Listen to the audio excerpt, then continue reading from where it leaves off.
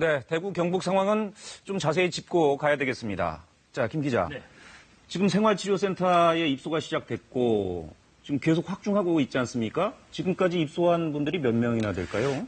제가 아침에 좀 덧셈을 해보니까 대략 한 600분 정도 됩니다. 600분 정도 되는데 네. 이거를 이제 2,000분까지 주말까지는 그 최대한 생활치료센터로 보내드릴 수 있도록 노력하겠다는 게 정부 방침입니다. 네, 주말까지는 2,000분이 입소를 하게 되면 그래도 한 확진자가 4,000명을 넘어섰으니까 네.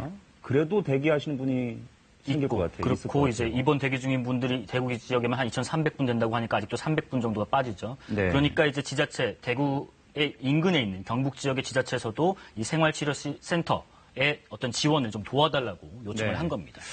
자가격리를 지금 해야 되는 상황인데 예. 자가격리가 잘 지켜지지 않는 모양이에요. 저희 취재진도 며칠 전에 보도를 한 바가 있고요. 네. 확진자분이 마스크를 사러 왔다가 저희 취재 카메라에 포착이 돼서 예. 어떤 조치를 받은 상태도 있고 또 예를 들면 자가격리자 수가 대구의 경우만 들어도 한 14,000여 분 정도가 돼요. 예. 근데 이제 공무원이 1대1 관리하는 게 원칙인데 공무원을 배정하다 보니까 한 사람이 6명 정도 관리하는 꼴이 됐단 말이에요. 제가 셈을 예. 해보니까.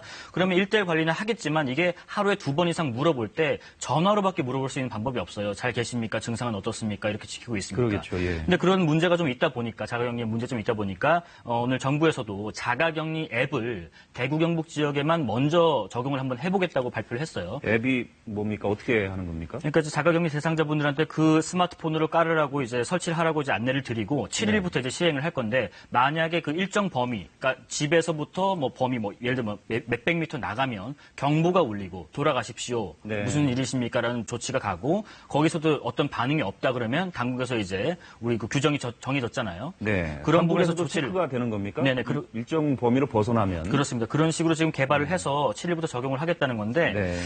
사후 약방문이 되지 않도록 우선 자가격리가 잘 지켜지고 있는지 예방 차원의 선조치가 먼저 좀 필요하지 않을까 싶어요. 이게 자가격리 앱만 믿지 말고. 네. 대구의 경우는 역시 신천지 얘기를 좀 짚고 갈 수밖에 없습니다. 예. 지금 대구 신천지 신도 확진자가 검사한 사람의 50%를 넘는 것 같아요. 네.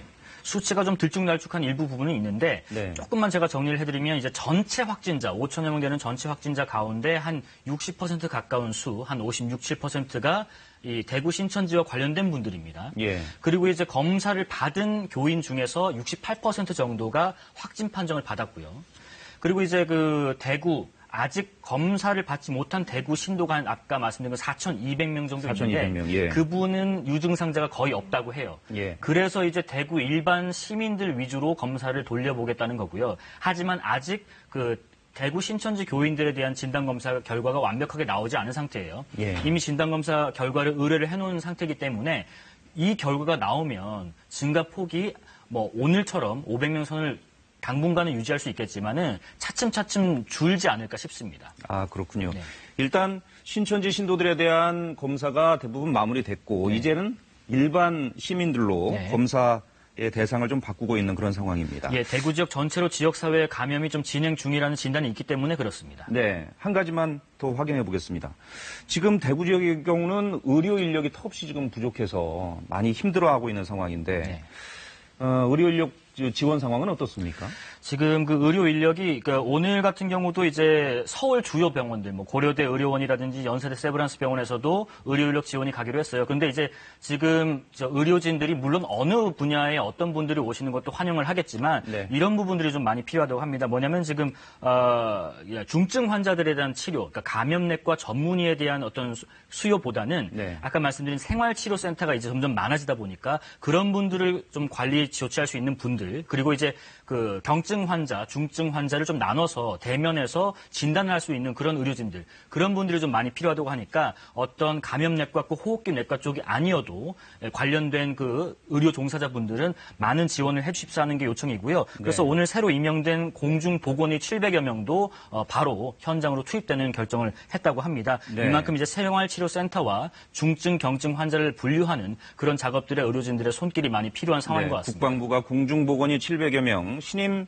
간호장교 70여 명을 현장에 지원했다는 소식까지 들어와 있습니다. 그렇습니다. 알겠습니다. 다른 지역 소식까지 마저 좀 들어보죠. 네.